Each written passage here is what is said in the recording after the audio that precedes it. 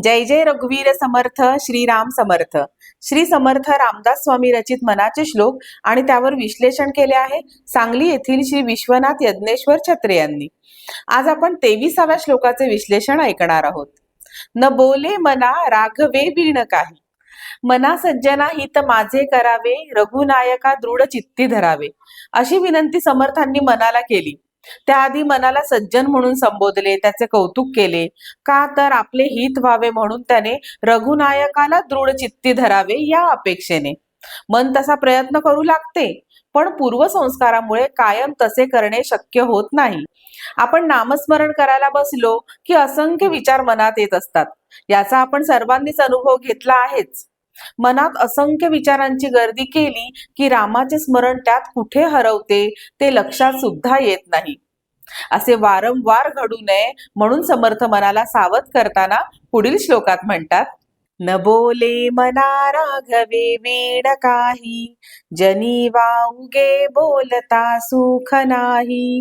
घडीने घडी काळ आयुष्य नेतो, देहांती तुला कोण सोडू पाहतो। जय जय रघुवीर समर्थ।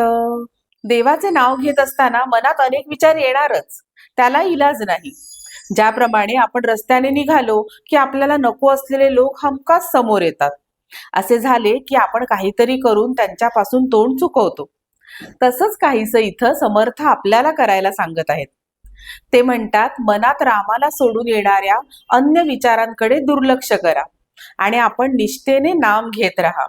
त्याशिवाय अन्य काही बोलू नका। मनात येणाऱ्या इतर विचारांवर चिंतन करणे, त्याविषयी अन्य लोकांशी बोलणे, त्यांची मते ऐकून घेणे, हे सगळे करण्यात माणसाचा वेळ वाया जातो।